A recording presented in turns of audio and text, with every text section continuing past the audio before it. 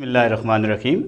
Dear students, आज के lecture के अंदर हम बेसिकली प्रोटीन का टॉपिक डिस्कस करने जा रहे हैं। ये एक रीडिंग टाइप टॉपिक है, लेकिन बच्चों आपके लिए मैंने बहुत अच्छे तरीके से अरेंज कर दी है।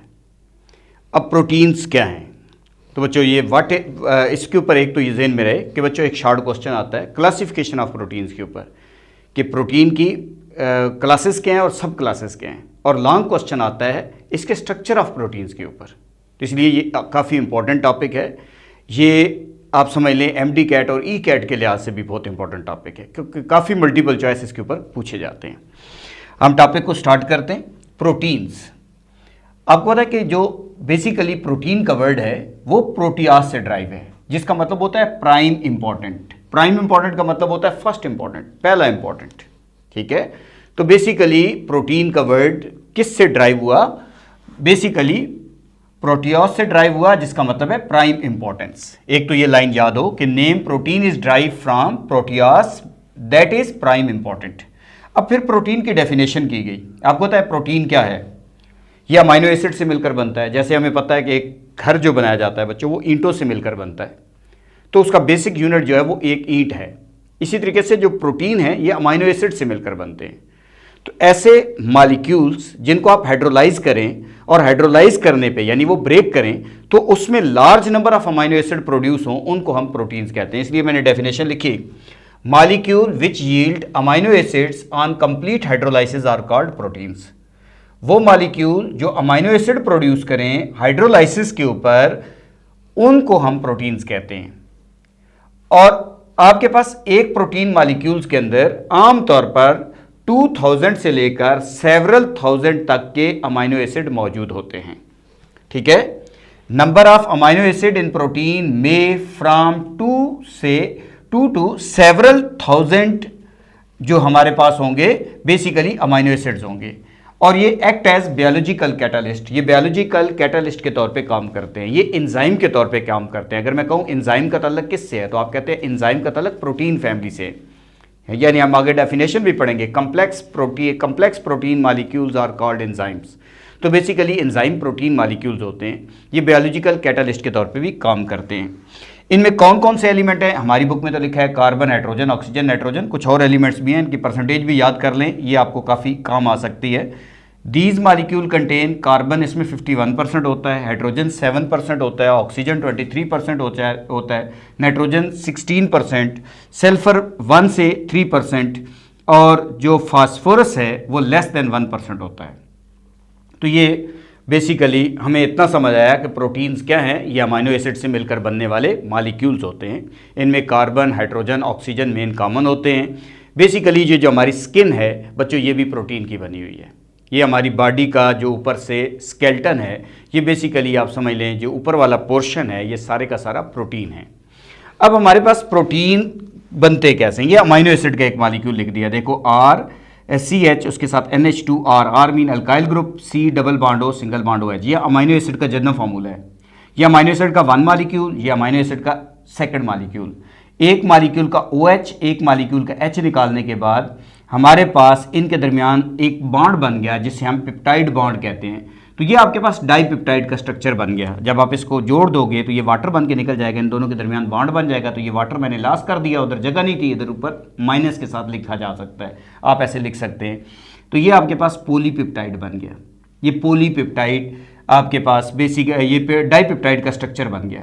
तो ये इसमें पेप्टाइड बॉन्ड भी इसको कहते हैं, इसको पेप्टाइड लिंकेज भी कहते हैं। बेसिकली इसका ताल्लुक अमाइड से है, यानी अमाइड फंक्शनल ग्रुप इसके अंदर मौजूद है।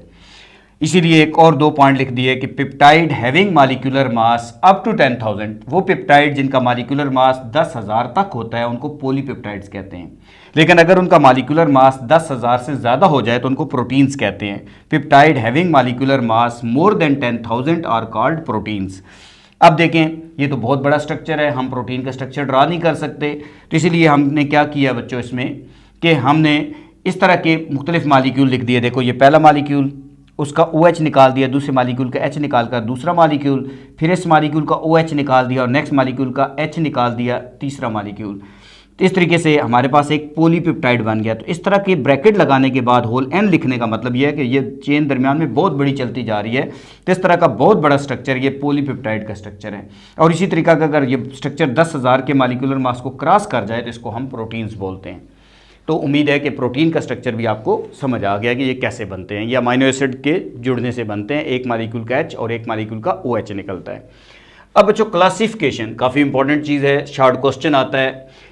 इसकी मेन क्लासिफिकेशन देखें तो इसकी 3 टाइप्स होती हैं, simple protein, conjugated protein, drive protein. ये इनकी मेन क्लासेस हैं, लेकिन हर मेन क्लास के 4 नाम हैं, वो आपको चारों नाम याद करने होंगे।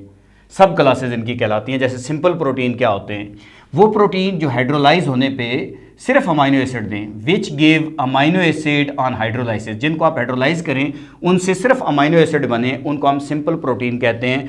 जैसे सपोज करें मैं आपसे कहता हूँ एल्बुमिन, ग्लोबुलिन, ग्लूटेलिन, हिस्टोन, ये इसकी 4 सब क्लासेज हैं। आप बच्चे कहते हैं सर इसमें से 2 याद कर लें, 3, ऐसे नहीं है बच्चों पॉसिबल। ये चारों नाम आपको याद करने पड़ेंगे। मेन क्लास सिंपल हो गई, उसकी 4 सब क्लासेस भी याद करें, इनके नाम को याद करें। कंजुगेटेड प्रोटीन, आपको पता है कि ये वो प्रोटीन होते हैं जिनके अंदर नॉन प्रोटीन पार्ट, जिसको आप प्रोस्थेटिक ग्रुप कहते हैं, वो भी अटैच होता है इनके साथ। Which are attach with non protein part. ये कंजुगेटेड प्रोटीन वो होते हैं जो नॉन प्रोटीन पार्ट जिनके साथ लगा होता है, जिसको हम प्रोस्थेटिक ग्रुप भी बोलते हैं। इसमें हमारे पास न्यूक्लियोप्रोटीन इसकी एक सब क्लास है, मिकोप्रोटीन है, ग्लाइकोप्रोटीन है, फास्फोप्रोटीन है। तो ये आपके पास इसके नाम है कंजुगेटेड प्रोटीन्स के। और कंजुगेटेड के बाद ड्राइव प्रोटीन्स। ड्राइव प्रोटीन्स के नाम से क्लियर है बच्चों, ऐसे प्रोटीन जो बेसिकली सिंपल या कंजुगेटेड प्रोटीन से ड्राइव हों, हासिल हों, उनको हम ड्राइव प्रोटीन कहते हैं।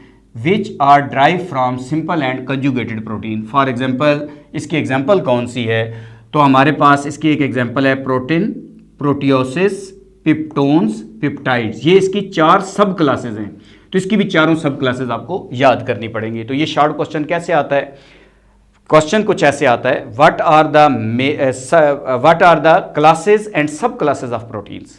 What are the classes and sub classes of protein. तो क्लासेस 3 है, सिंपल, कंजुगेटेड, ड्राइव, और सब क्लासेस हर एक की 4 हैं। ये चारों नाम याद करने हैं। अब हम आते हैं स्ट्रक्चर ऑफ प्रोटीन के ऊपर। ये लॉन्ग क्वेश्चन भी बनता है बच्चों, इसमें थोड़ी सी आपको स्ट्रक्चर की प्रैक्टिस भी कर लेनी है बाद में, क्योंकि हम तो केमिस्ट्री के लिहाज से पढ़ रहे हैं बच्चों, तो बायोलॉजी वालों के लिए ये टॉपिक बहुत ईजी है। अगर मैं आपसे कहता हूँ प्राइमरी स्ट्रक्चर क्या होता है, तो आप कहते हैं ऐसे प्रोटीन जिसमें अमाइनो एसिड सीक्वेंस में हो, sequence of amino acid in peptide chain.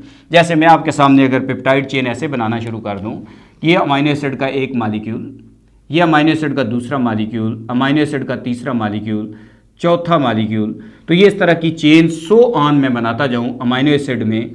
इनके दरमियान आपको पता है ये पेप्टाइड बॉन्ड मौजूद हैं। जैसे यहाँ पे देखें, एक अमाइनो एसिड का मॉलिक्यूल, दूसरा, फिर तीसरा, फिर चौथा, इस तरह के पेप्टाइड बॉन्ड बनता जाए, तो ये आपके पास प्राइमरी स्ट्रक्चर कहलाता है। इसको हम प्राइमरी स्ट्रक्चर बोलते हैं, प्राइमरी स्ट्रक्चर ऑफ प्रोटीन है। इसी तरीके से सेकेंडरी स्ट्रक्चर क्या होता है बच्चों, इसमें पेप्टाइड बॉन्ड तो होता है, लेकिन एक इसमें एक्स्ट्रा बॉन्ड आ जाता है जिसे हम कहते हैं हाइड्रोजन बॉन्डिंग। इसकी अरेंजमेंट ऐसे बनती है कि इसके मॉलिक्यूल में हाइड्रोजन बॉन्डिंग होना शुरू हो जाती है। तो सेकेंडरी स्ट्रक्चर क्या होगा कि जिसमें स्पाइरल शेप होगी या जिग जैग मैनर अरेंजमेंट होगी, यानी जो उसकी पेप्टाइड चेन होगी, ये जो पेप्टाइड चेन है, आपको पता है कि इस तरह की चेन को हम पेप्टाइड चेन बोलते हैं। इस तरह के बड़े स्ट्रक्चर जो बनते जाते हैं इसको पेप्टाइड चेन बोलते हैं। अगर इसकी पेप्टाइड चेन में स्पाइरल शेप या जिग जैग मैनर में अरेंजमेंट आ जाए, उस स्ट्रक्चर को हम सेकेंडरी स्ट्रक्चर कहते हैं। जैसे मैं यहाँ पे अगर आपके सामने बच्चों स्क्रीन शॉट ले लें बेटा 1 मिनट के लिए, क्योंकि बच्चों को डिमांड होती है कि सर आप साइड पर हों ताकि स्क्रीन शॉट लें। स्क्रीन शॉट लें एक दफ़ा, चलें जी। अब हमारे पास बच्चों यहाँ पे अगर मैं इसका स्ट्रक्चर बनाऊँ, तो स्ट्रक्चर में अगर हम चलते हैं तो हमारे पास सेकेंडरी स्ट्रक्चर कुछ इस तरह का होगा। सेकेंडरी स्ट्रक्चर हम ड्रा करने जा रहे हैं, तो हमारे पास बच्चों इस तरह की अरेंजमेंट हम अगर बना दें, ये इस तरह की, इसको हम स्पाइरल शेप बोलते हैं। इस तरह की आप अरेंजमेंट इस तरह की बनाते जाएंगे, तो ये आपके पास जो स्ट्रक्चर बन गया है, ये आपके पास जो स्ट्रक्चर है इसको हम सेकेंडरी स्ट्रक्चर ऑफ प्रोटीन बोलते हैं। Secondary structure of protein. इसमें अगर आप देखें तो ये स्पाइरल शेप, मखरूती शक्ल जिसे हम बोलते हैं, स्पाइरल बाइंडिंग होती है, इस तरह की शक्ल हो या जिग जैग मैनर में अरेंजमेंट हो तो उसे सेकेंडरी स्ट्रक्चर कहते हैं। इस तरीके से टर्शरी स्ट्रक्चर क्या होता है बच्चों, इसमें क्या होता है कि इसमें कॉइलिंग भी होती है, ठीक है। ये आपके पास फोल्डिंग, इसलिए मैंने लिखा कि peptide chain represent twisting and folding. Twisting and folding का मतलब ये है कि बच्चों इस तरह की अरेंजमेंट बन सकती है, इस तरह की अरेंजमेंट हो सकती है। ये इस तरह की अरेंजमेंट अगर हम बनाते जा रहे हैं तो ये हमारे पास इस तरह का जो स्ट्रक्चर बनेगा वो सेकेंडरी स्ट्रक्चर इस तरह की बनता जाएगा। तो ये हमारे पास जो है सॉरी इस तरह का स्ट्रक्चर टर्शरी स्ट्रक्चर बनता जाएगा, टर्शरी स्ट्रक्चर। और टर्शरी के बाद अगर हम आते हैं क्वार्टरनली, क्वार्टर का मतलब क्या होता है 4, मल्टी फोल्डेड होगा, कॉइलिंग होगी, मल्टी फोल्डेड होगा। इसको बच्चों ज़रा थोड़ा सा आप अरेंजमेंट को याद करेंगे तो इस तरीके से कुछ ऐसी अरेंजमेंट होगी। मल्टी फोल्डेड में आप बहुत ज़्यादा इस तरह की अरेंजमेंट बनाते जाएं, ये आप ऐसे बेंड करते जाएं, ये मल्टी फोल्डेड स्ट्रक्चर जो है इस तरह के इसके बनते जाएंगे। ये आपके पास क्वार्टरनली से निकला है, क्वार्टर से निकला है, क्वार्टरनली स्ट्रक्चर होगा। तो हमारे पास क्वार्टरनली स्ट्रक्चर इस तरह का हमारे पास फॉर्म होता है। तो ये हमारे पास इसके अंदर कुछ स्ट्रक्चर की बातें थी। अब बच्चों इसकी इम्पोर्टेंस है, अब क्योंकि टॉपिक बहुत आपको पता है थ्योरेटिकल है, रीडिंग वाला है, तो बच्चों इंपॉर्टेंस की एक एक लाइन लिखना तो पॉसिबल नहीं है, लेकिन चंद पॉइंट आपको मैं बता देता हूँ। जैसे अगर मैं आपसे कहता हूँ इसकी इम्पोर्टेंस क्या है, इसकी इम्पोर्टेंस में अगर हम आते हैं तो चंद चीज़ें आप याद कर लें। वहाँ पे बुक में जितने पॉइंट्स हैं आप उनको भी देखें बच्चों, ऐसे सेम याद कर सकते हैं क्योंकि मल्टीपल चॉइस आने के चांसेस होते हैं। इंपॉर्टेंस ऑफ प्रोटीन, अगर इंपॉर्टेंस ऑफ प्रोटीन में आए तो बच्चों एक प्रोटीन है जिसको हम न्यूक्लियो प्रोटीन कहते हैं। बायोलॉजी के बच्चे जानते हैं इस प्रोटीन का काम क्या है बेटा। इस प्रोटीन का काम यह है कि one generation to another generation हमारी आदात को शिफ्ट करता है, heredity of one generation to another generation, इसका काम ये है। तो एक पॉइंट इसका आपको पता होना चाहिए। सेकंड, हीमोग्लोबिन आपके पास है, हीमोग्लोबिन ये जो हमारे आपके पास है, आपको पता है ये भी इसका ताल्लुक भी प्रोटीन से है। और हीमोग्लोबिन जो है बेसिकली बॉडी के तमाम हिस्सों तक ऑक्सीजन पहुंचाता है। It carry oxygen from all part of body, ये तमाम बॉडी के पार्ट तक ऑक्सीजन जो है वो कैरी करता है, पहुंचाता है। थर्ड हमारे पास है कैसीन, ठीक है, कैसेन। ये जो प्रोटीन है बच्चों ये मिल्क में पाया जाता है और ये मिल्क के अंदर पाया जाता है। ये बेसिकली कहाँ यूज़ होता है, इससे बटन बनते हैं, बकल्स बनते हैं। इसी तरीके से आपके पास जेलाटिन, ये भी एक प्रोटीन है, जेलाटिन एक प्रोटीन है। इसका काम क्या है बेटा, जेलाटिन जो प्रोटीन है बेसिकली ये बोन से लिया जाता है और ये भी आपको पता है जितने भी बेकरी आइटम्स हैं उनके अंदर यूज़ किया जाता है। इसी तरीके से सोयाबीन से एक प्रोटीन हासिल होता है जिससे हम प्लास्टिक के अंदर यूज़ करते हैं। तो ये बेसिकली तो रीडिंग टाइप टॉपिक है, तो इसीलिए आप इम्पोर्टेंस ऑफ प्रोटीन जो है वहाँ से बुक के अंदर से 4 से 5 पॉइंट आप इसके ऊपर याद कर सकते हैं। तो उम्मीद है कि बच्चों ये रीडिंग वाला टॉपिक आपको क्लियर हो गया होगा। Thank you very much.